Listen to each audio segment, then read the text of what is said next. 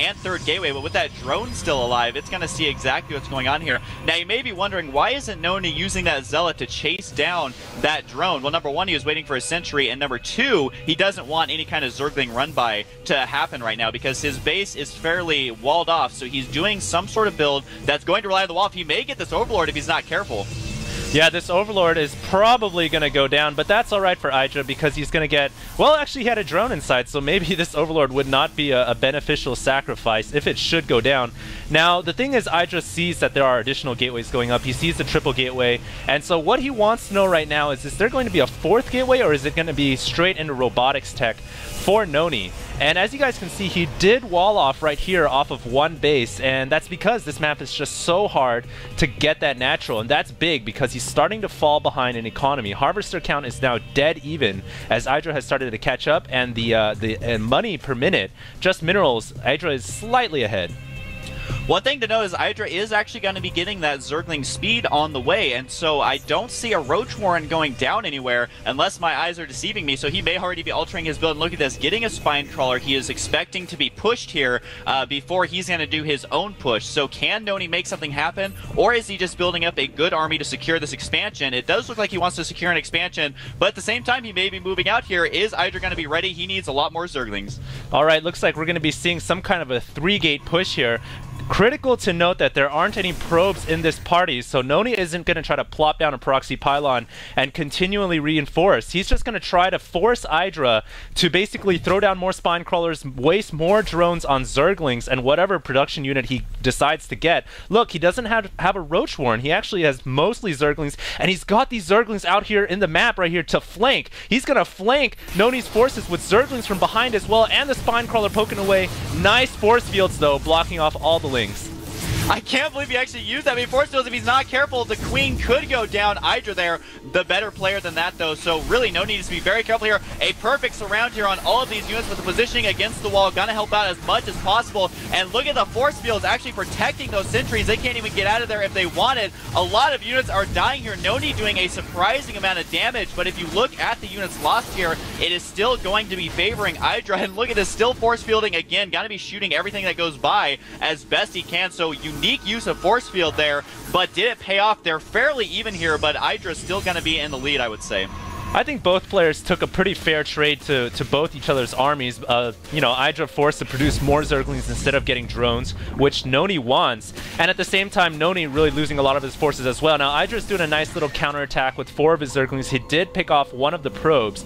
Looking at the Harvester count, both players about dead even, but the critical thing is that push allowed NonY to secure his natural. So I think Husky, he's going to be able to even up in the economy just a little bit now, and that's exactly what he wanted to do. You are absolutely correct. He did secure that quite convincingly there. I was a little bit worried that since IdrA does have the Zergling speed, he could have got a lot of extra Zerglings and ran them into that expansion, but good defense like NonY, putting the robotics here kind of out in the open. He's going to say, hey, IdrA, I have my robotics right here. Not sure why he would put that there, other than I guess if he wants to get Immortals, they can't actually fit out the front of his base because of how he has it laid out. I'm really curious to see what he's going to get from that robotics, if he's going to try and do an early push and chrono boost out that Immortal, or if he's going to go the more standard observer to kind of scout around to see exactly what is going to happen here. But I don't know, both players are in good shape, and look at this, he is just getting straight up Hydralisk right now, no roaches in sight.